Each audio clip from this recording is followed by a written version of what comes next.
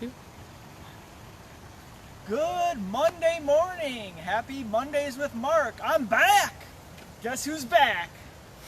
Wanted to share some more tips with you, and actually what I noticed was it's like a roundup of a lot of tips we mentioned previously, because fall and spring sometimes have similar things that you can do based on the weather conditions. So, but they're slightly different, which we'll get into in a little bit.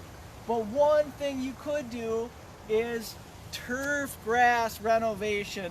So you can see Rachel's pointing down, we have some knotweed, we have some dandelions and other kind of broadleaf weeds in here. So fall is a good time to use a broadleaf weed herbicide on your lawn, your turf, to get rid of all those weeds. And it's also a good time to add some grass seed and to fertilize. So if you do have a lot of weeds and you want to kill them off, the grass seed grows really good and fast this time of the year because the soil is still warm, so the seed will germinate, and then it's cooler in the air, so a lot of our grasses are cool season grasses, so they grow better at this time of the year because they germinate fast, and then they grow well, and the broadleaf weeds are growing slower because it's cooler in the air. So you can, rake up like we had in our spring tip, put down some seed. You want to put down about 3 to 4 pounds of seed per 1,000 square feet in a sunny grass area like this, and 4 to 5 pounds per 1,000 square feet in a shady area where there's less light in there.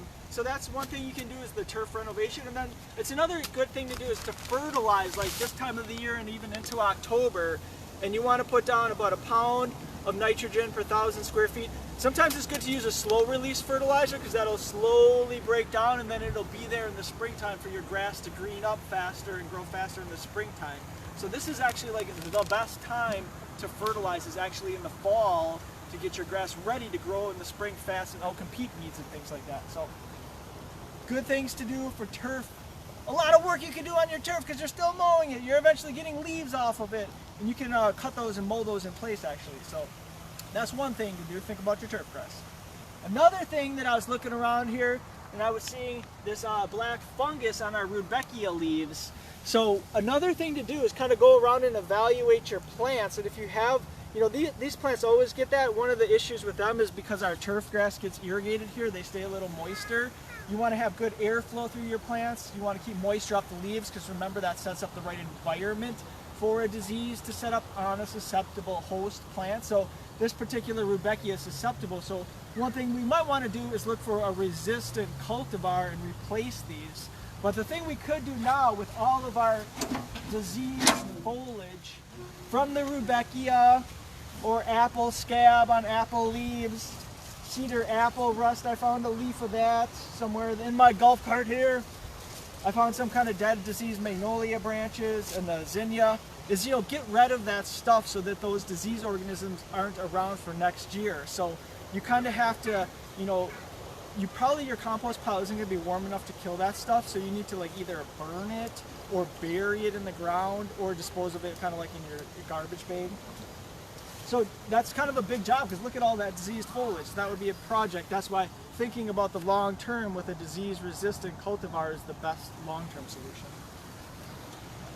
Another little thing I wanted to share with you. Actually, where did that go? Well, if Rachel kind of pans behind us, you can see this is our annual display here. So it's looking pretty good. And I wanted to remember everybody in the springtime, once we started to have some kind of a little bit of seed shortages because everybody was into gardening with the pandemic. Well, you might want to consider saving some of your seeds from your annual so that you have some for next year, and you'll save some money and you won't have to buy seed, and you already have it. So Cleome here is a good plant to save seed from. The seed is ready from the bottom up, so these guys are too young, but on the back side I did have some seed that I was able to harvest. So I want to run back there with Rachel quick so we can show you what it looks like, so you know.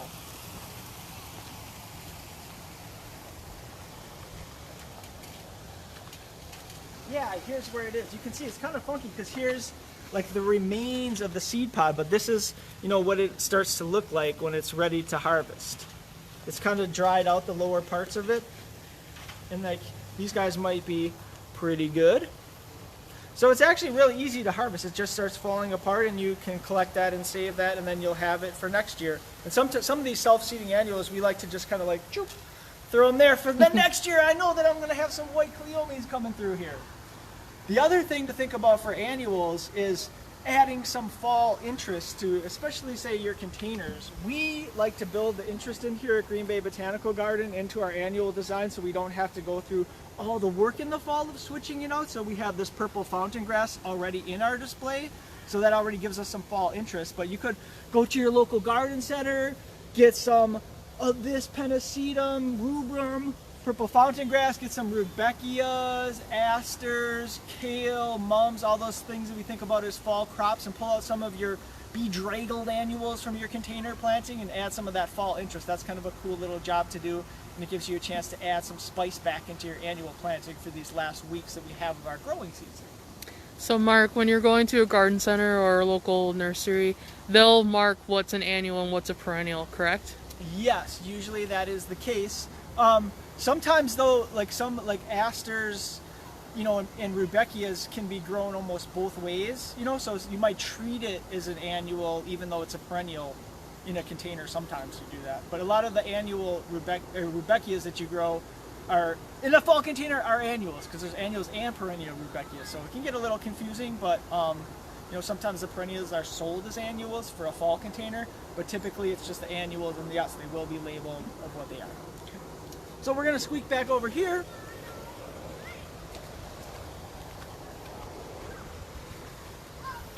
All right, the other thing I was going to show you here is one of the annual Rudbeckias. So a lot of times the annual Rudbeckia flowers are kind of like bigger and just like more boom in your face than some of the perennial ones are, I've noticed. If you look at Lindsay behind us here, she is in a pear tree. I've heard of a partridge in a pear tree, but also a Lindsay in a pear tree.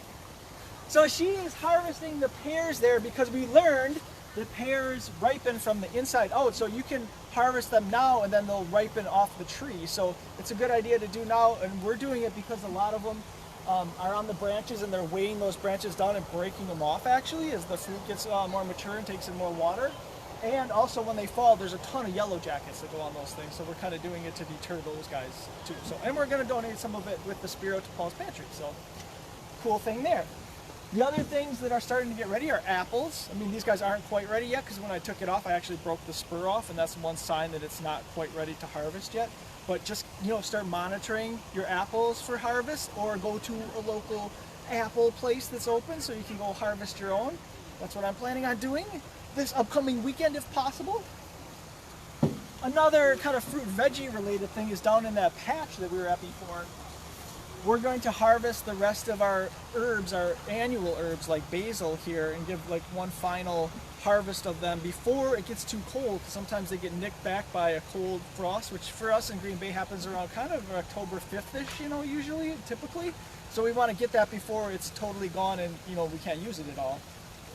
The other thing I learned from my Melinda Meyer's book was like tomatoes and squash that are still putting out flowers and then going to try to form little fruits. They won't have time to make a harvestable, fruit this time of the year. So you want to prune those guys off so that they put their energy into finishing to ripen the fruits that are already on there that are closer. So that's a little tip to do.